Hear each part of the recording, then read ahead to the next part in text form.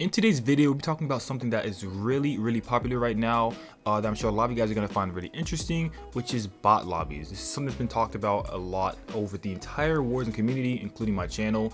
In today's video, I want to break things down like a lot from all perspectives and give you guys basically all the information you guys may need on exactly what bot lobbies are, how do you get them, on console, both PC and console, and what I'm doing to get easier lobbies. Because I'm telling you guys right now, my lobbies are easier. There are a couple of things I do to get way easier lobbies for the content, and none of these strategies are third-party software you're using to change your location or anything like that. These are actually legit things you can do in the game to make your games just naturally much easier. So we're gonna talk about your game mode, as well as the map you play on, the time that you play, and then a couple of other factors you can do to make your games way easier as well. So first things first is game mode. Now this is really important for me right now. A lot of you guys and a lot of us can agree that Rebirth Island is in a terrible state right now when it comes to how many ratty players are in it, and you guys actually don't notice I don't actually play Rebirth that much, but when I do, I'm always playing solos.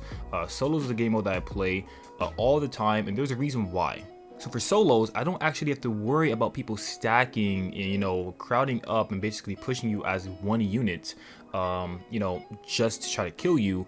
I'm actually able to fight my 1v1 fights consistently, which means I'm just gonna have a higher chance of winning because I don't have to worry about 4 people versus 1 person. So that's the biggest reason why you guys see a lot of solos content on my channel. I don't like playing quads anymore because it's just super ratty. People just hide in corners, they use rocket launchers all grouped up together, and it's just almost impossible to kill them unless you get super lucky by, I don't know, like shooting a munitions box underneath them and killing all 4 of them at the same time. Something crazy, but that's really the only way to kill them, especially when you are in really sweaty lobbies. If you have a really sweaty lobby with a bunch of TikTokers and they're all together, there's just not much you're gonna do besides die.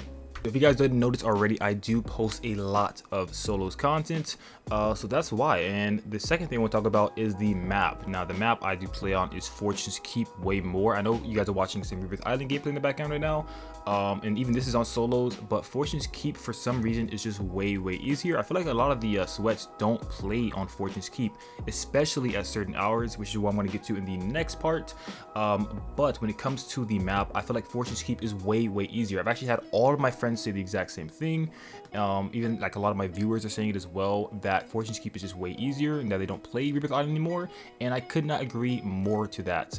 Yeah, Fortune's Keep is way easier. I feel like more newer players are playing on that, so you don't have to worry about crazy players. I mean, obviously you're gonna get some sweats in there every once in a while, but nowhere near the amount as Rebirth Island, because for some reason Rebirth Island is just like infested right now with a lot of really annoying players. So that's why I primarily switched to Fortune's Keep content, and I'm gonna actually stay on that until Rebirth Island fixes itself. I don't know, man, I don't really see it fixing anytime soon.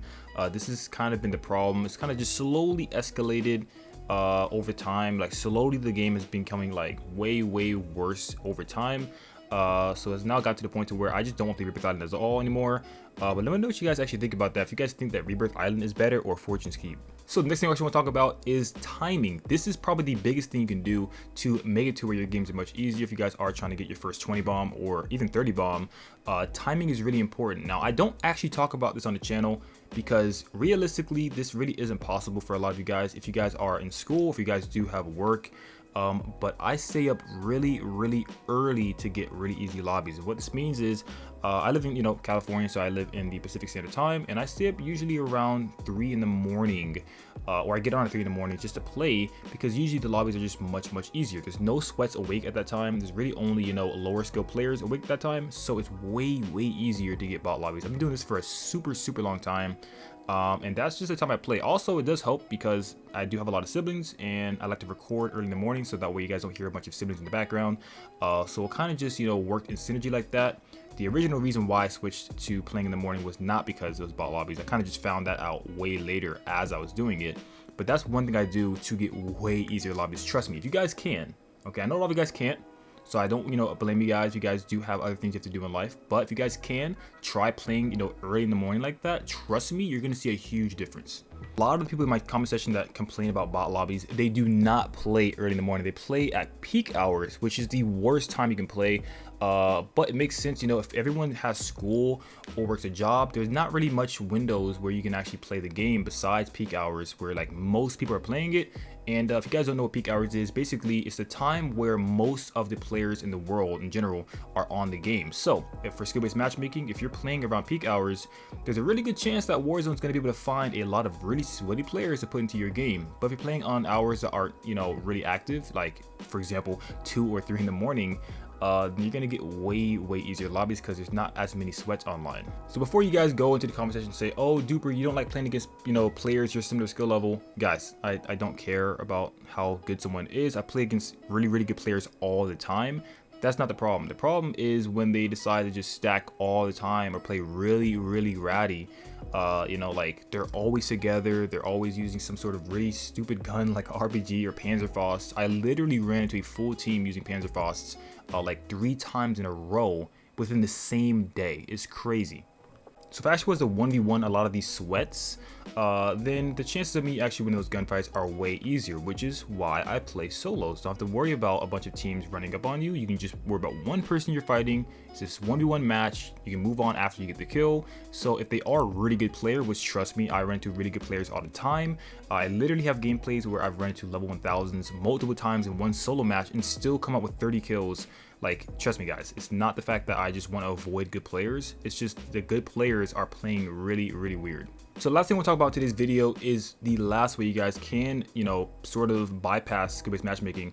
Now this is the only way that requires a little bit of assembly to do, that's not a VPN, because obviously a lot of you guys know about VPNs, you guys know about, I don't know, like net DuPeR routers we've all heard of. But this way does require another account, but you guys can get somewhat of a Smurf account if you guys have a, you know, teammate that's really like bad and just has like a really low KD or doesn't play the game a lot. If you guys let them host the games, that right there is like better than the VPN, trust me. Because if you're using a VPN, you're going to be put into lobbies with everybody else that's using one as well. VPNs just don't work anymore because of how oversaturated they are. But if you guys do have someone that's a bot that is hosting your game, that right there is going to make it to where it's really hard for a really high skill player to get in there.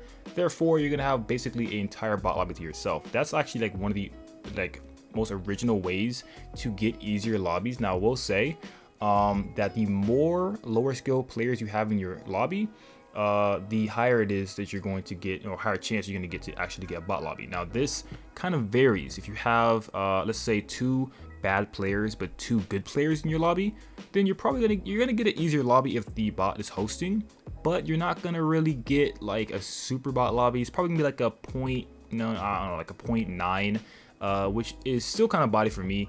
But for you guys, that might still be kind of hard. But if you guys have, let's say 3 people that are like 0.6 or 0.5 KDs and you're like a, I don't know, like a 1.2, you let them host, you're going to get put into like a 0.5, 0.6 lobby. It's happened so many times. I used to have one of my brothers that was a absolute bot play with me, and I used to get 0.6 lobbies as well. So that's basically all I want to talk about in today's video. As for like, you know, geo filters and, you know, VPNs, things like that, I can see why people use them. Maybe in the past, if they actually still work today. I know today, like, they're so oversaturated that you're basically just playing other sweats that are like super sweaty. We're talking like even worse than normal lobbies. I've had friends try that out that have hosted, and the games were absolutely horrific. Like, there's just no point of even trying to use VPNs anymore. Maybe in the past they were super good, but now they're just awful. If you guys do actually want a way to get more bot lobbies more consistently, trust me, the tips I give you guys in today's video are going to work way more than any VPN can actually work. With that being said, if you guys did enjoy the video, make sure you guys drop a like, subscribe to the channel, and post notifications. And with that being said, I will see you guys in the next one. Peace, love, and understanding always. Fly. Oh, he's in the roof. Oh, he snipes me? I gotta give him props. I was about to say, I saw that glint. Like, if he actually snipes me out the sky right now, nothing but GG's. Absolutely nothing but GG's. He's gonna have the roof, so I don't know, bro. I have an idea.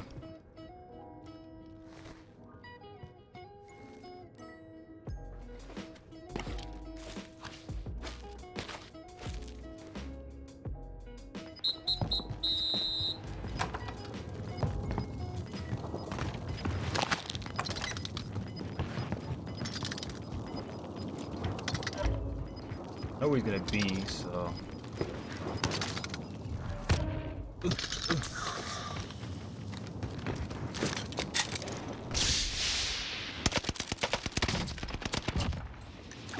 GG's. What a game.